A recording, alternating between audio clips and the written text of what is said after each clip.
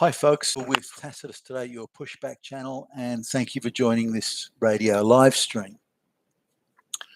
In this essay, I'd like to talk about the very high stakes geopolitical game. I don't know whether you call it a game or a gamble or just pure folly. It's a bit hard to say, but the idea of big time confrontation with Russia and this very typical US-style foreign policy of any nation state that gets in the way of the globalization project. They attempt to crush it and take it off the board as a sovereign state. So, we can look at the Iraq, Saddam Hussein in Iraq. He had the ability to sort of hold that region together and provide leadership for those sort of moderate Islamists, and thus he was a threat to the globalist project. Same with Gaddafi in North Africa. He was looking at creating that sort of pan-Islamic North African Berber style confederation, and he looked like he was really going places there, having its own currency, so he had to be taken out. So now these were obstacles to, or enemies of, depending on how you want to call it, the globalist project. Now sovereign states, let's say that, let's put aside for whether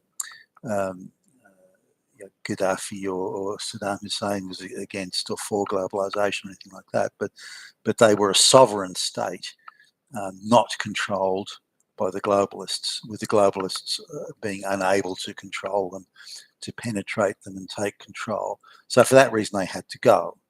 Now, the same in Russia, the globalists just can't take control of the place.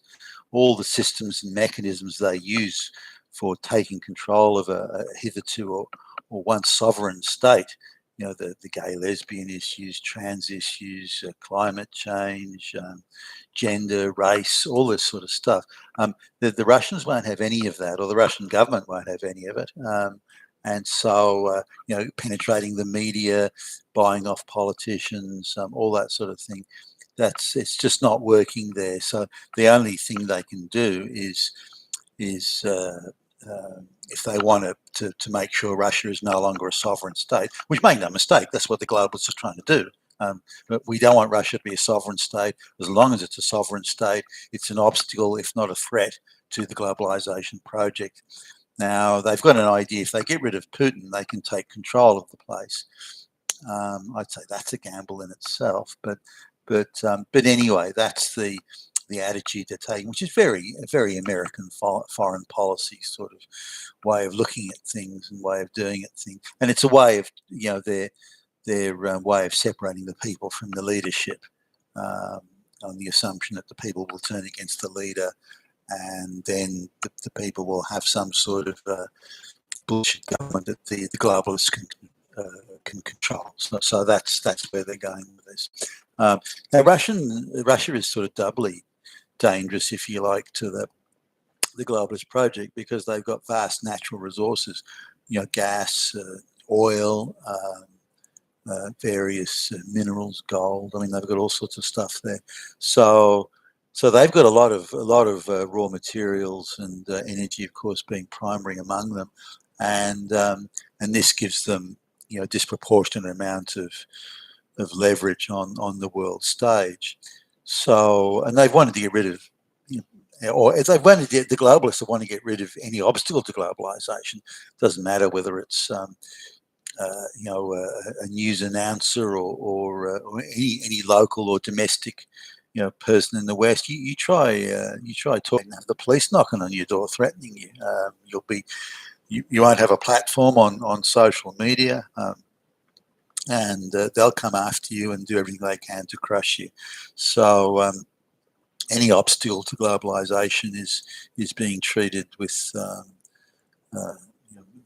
very harsh treatment. So this is where so they've just got to get rid of Russia. Now, on top of that, Russia and China and India, through energy and various other means, are talking about creating a separate currency and things like that.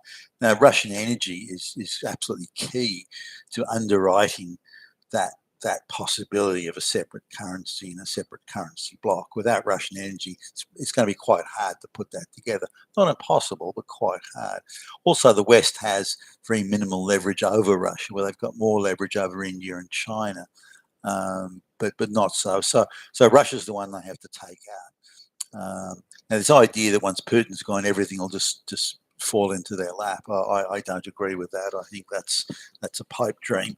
But they thought that with Iraq. Now, they managed to neutralise Iraq, as in, invade and get rid of Saddam Hussein, that sort of thing. But Iraq's been a basket case ever since. So you can hardly call that a crowning achievement. Same with Libya. In fact, Libya's been a basket case twice over. It's in such bad shape since then, or since they got rid of Gaddafi, who regardless of what his faults may or may not have been, at least he kept the place stable, for goodness sakes. So they're going after Putin now. I don't think there's much doubt that the globalists, whether like what proxies they may have used is almost irrelevant, but the globalists have decided to knock out the Nord Stream pipelines that would or had previously delivered gas from Russia, natural gas from Russia to Europe. I think a terminal was in northern Germany. Now, this gas is going to be pretty essential to Europe in the winter, and so the globalists, as they would have sort of thought it through, is okay. Well, there's going to be a lot of people very cold in winter in Europe, and these are people who aren't used to being cold. They're used to being able to switch on the heater and keep their houses and their apartments warm. It's going to be different this winter. There'll be people dying from the cold. People's mothers will be freezing to death. There's going to be some serious political backlash and social unrest, and serious unrest. So what we're going to do is we're going to treat that unrest as a threat, an attack on globalization. We're going to get the security forces and the police and the courts of those countries to viciously crack down on those people if they start expressing any dissent or anything like that. So what if their mother freezes to death or that's just too fucking bad. We're implementing the globalist project here. There's going to be some collateral damage, okay? So what's wrong with a few mothers or grannies freeze to death? We've got loftier goals here. We've got higher moral purpose here. We've got the fucking globalist project. And if a lot of people have to die in pursuit of that globalist project, then so fucking be it. And anyone that says anything against us is fucking Hitler. Now, so they're going after Putin.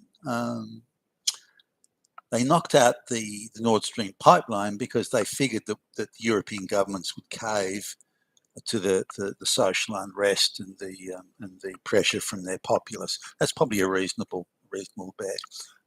Now they've got no choice. It's not like you can cut a deal with Russia and say, gee, where's our population's getting really upset here, people are dying in the cold, we've got to switch this gas back on, let's cut a deal with Putin and let's get the gas flowing.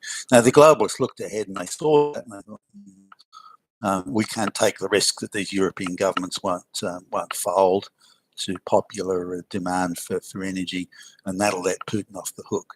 The globalists think they've got Putin in a corner now, and they're not going to let him get away. So they took out the pipeline just so the European governments would have no choice. I'd be surprised if the main ones, France, Germany, and so on, were forewarned of this. I'd be very surprised if that wasn't the case. But so, you can now say to your people, there's nothing we can do. There's nothing we can do. There's just no energy around. Of course, there's plenty they could do. They could import masses of coal from Australia and get their coal-fired power stations running again. There's all sorts of things they could do. But that's not what the globalists want. They want to squeeze the European population. And this is the ultimate crushing test here. Can we have your elderly mother freezing to death and we still control you. We can still intimidate you. We can still arbitrarily arrest you. There's nothing. This is the ultimate in grinding you into the dust. You have to stand by, watch your parents die in the cold, your elderly parents freeze to death in the cold, and there's not a damn thing you can do about it. We as globalists, we're in charge, and this just shows you how much in fucking charge we are. Now, once you go after Putin, it's a high stakes geopolitical. I mean, it's a real dice roll. Putin, and Russia, that's not Iraq. It's not Libya. They are more than capable of fighting back and of inflicting serious damage to anyone that wants to get in their face. And NATO and the US, the globalist cabal is doing everything they can to provoke Putin. And I don't think he's not an idiot. I mean, whether he's depicted as being quite monstrous and whether you think he is or not, I don't think he's an idiot. And he, like anybody, will be taking a rather dim view of all this attempt to push him around and so on. So I don't think that he's incapable of fighting back and inflicting serious harm on those who may attempt to harm him and harm Russia. So this idea that it's going to be a cost-free exercise is just lunacy, or that the people around Putin will take him out the back and shoot him just to, the key figures in Russia and often dangling glittering prizes under their noses. But I think Russia's more nationalist than that. Maybe that will work. It certainly worked in the West. Gee, politicians went down like a sack of shit when a few baubles were waved under their nose. But I'm not sure the Russians will quite as easily as that. They remember what the communist days were like and all these sorts of things. And I don't think they want to go back to having some ideological, fanatical, doctrinaire zealots, and that's what the globalists would be.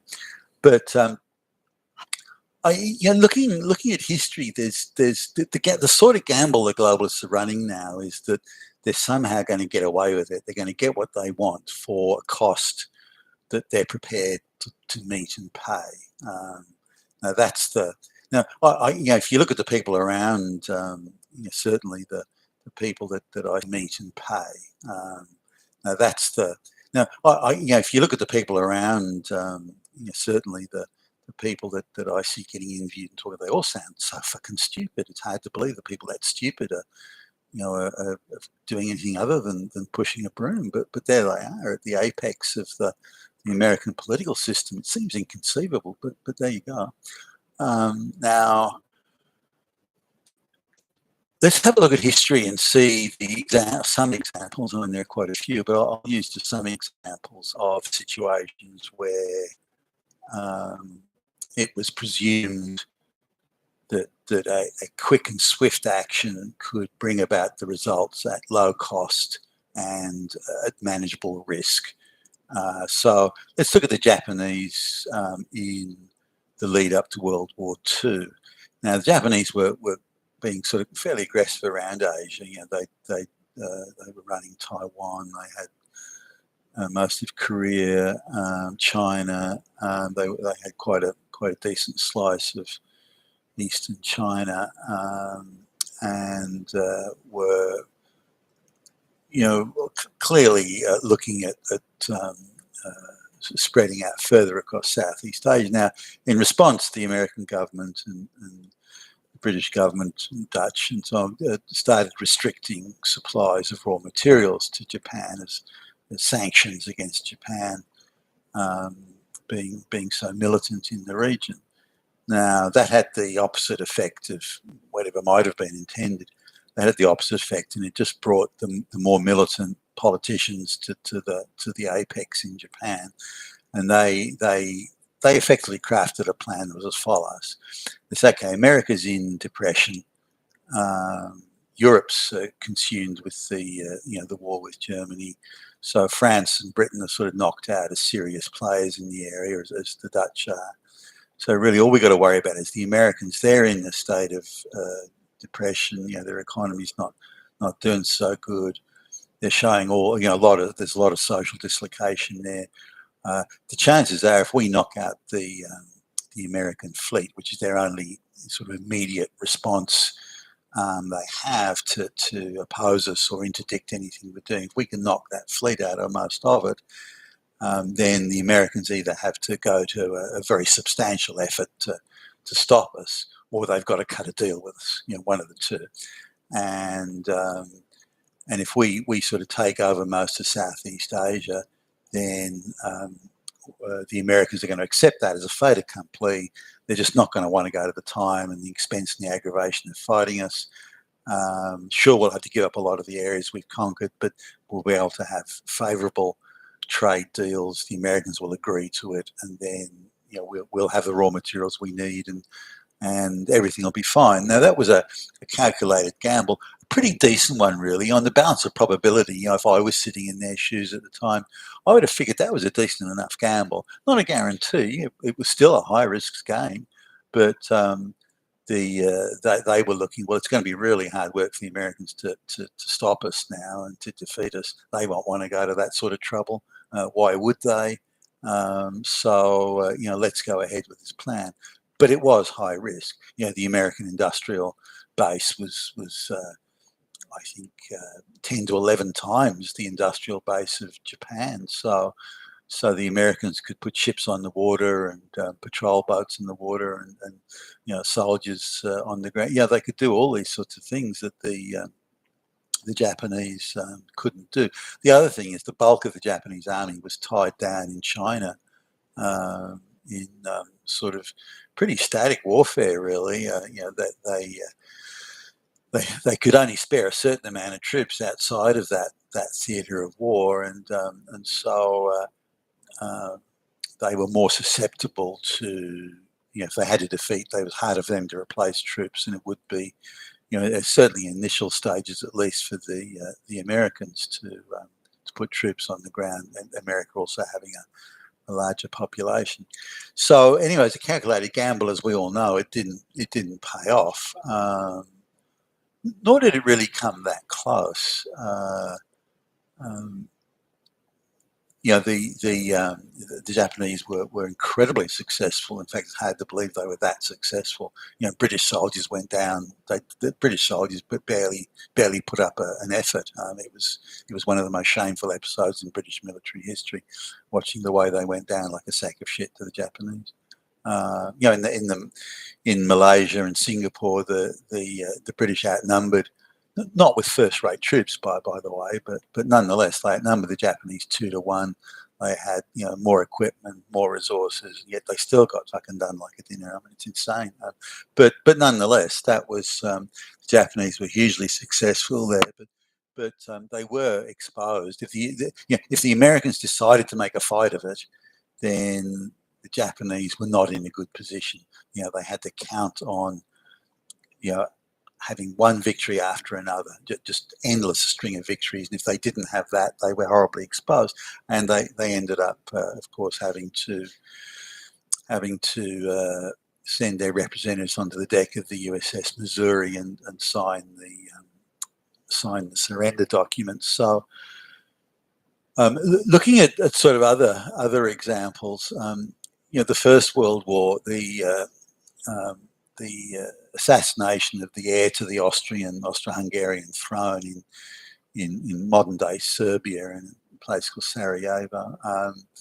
The Austrians, who were worried about the militancy of the Slavs in that area, because there are quite a few Slavs in the Austro-Hungarian Empire, they wanted to annex part of that part of the Balkans, which probably wasn't a sensible idea. But once the Archduke was assassinated by a Serbian activist.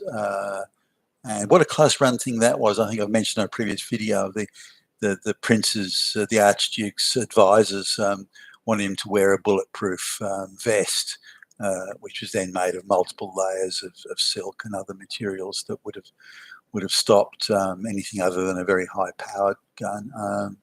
And he didn't want to do that, and so he turned it down, and they pestered him, and he still said no. I mean, what if he'd been wearing that? Then he wouldn't have been shot. Anyway, he was shot and later died. The Austro-Hungarians saw this as, hey, this is a golden opportunity here to either get the Serbians to cave in and give us everything we want, or we can declare war. We can beat them quickly before the Russians or anyone else has time to mobilize. It can be a quick local war. We can solve our Slavic problem down on the Balkans there. Everyone's going to be happy.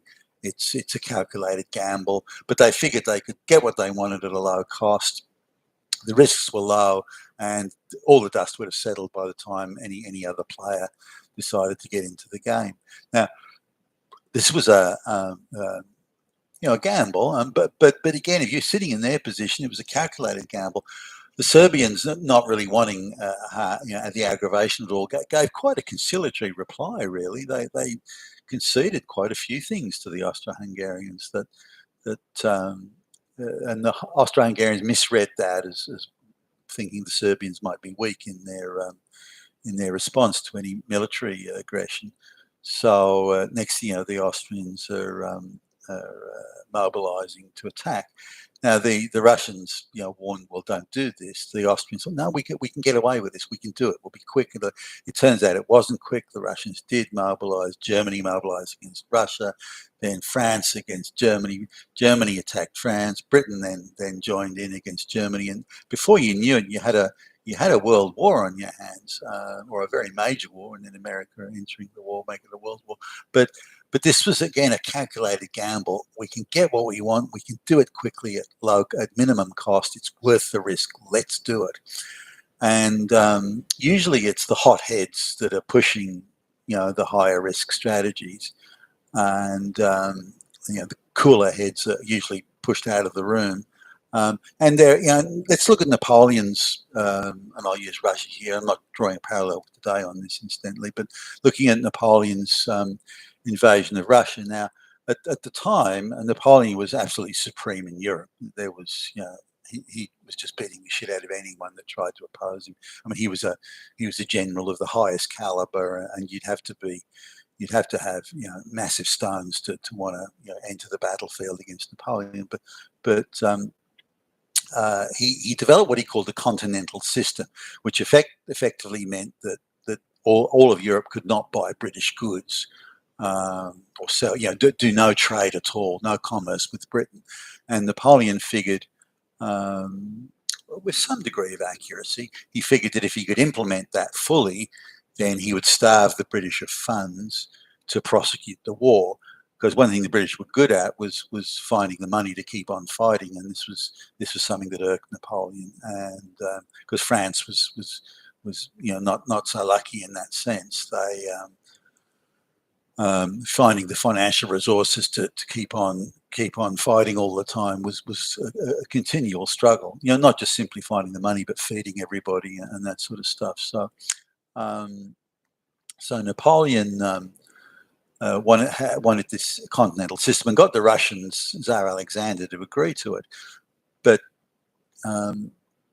it wasn't easy for the Europeans to do it, and the smugglers and the pirates did really, really well during this time, bringing British manufactured goods into Europe, and taking payments for whatever was the payment on gold or whatever it was, back out of Europe.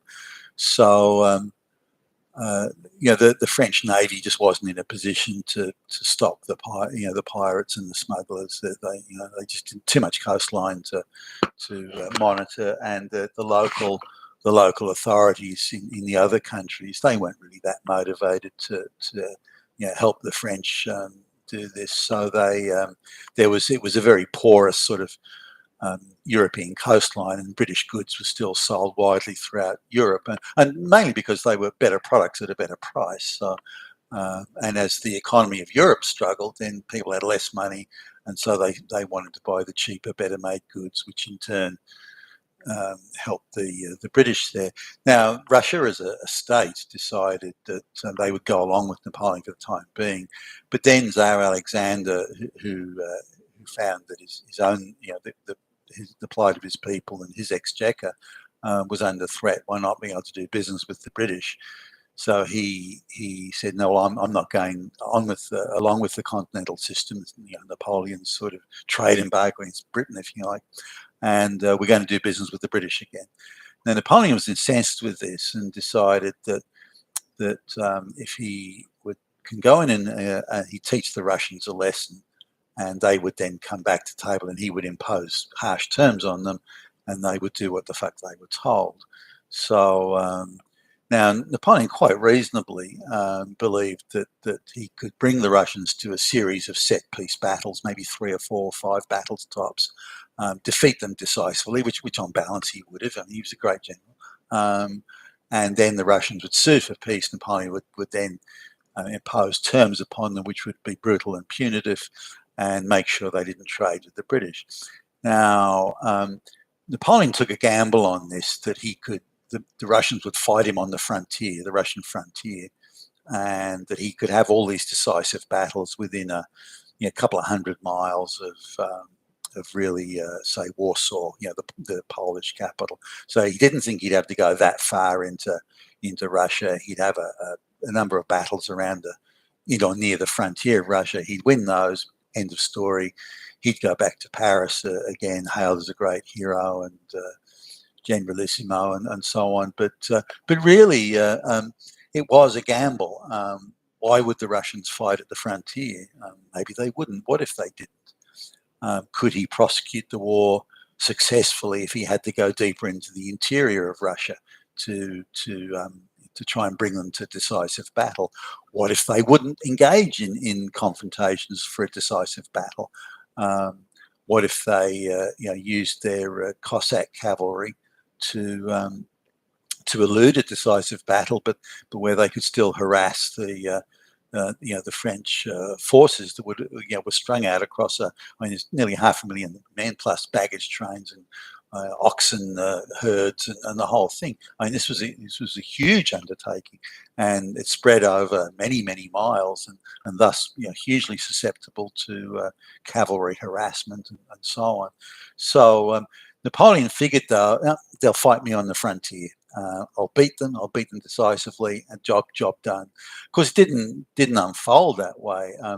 The Napoleon got actually quite close to Moscow before the Russians decided to give a serious battle, and it was at Borodino, which was not that far from Moscow.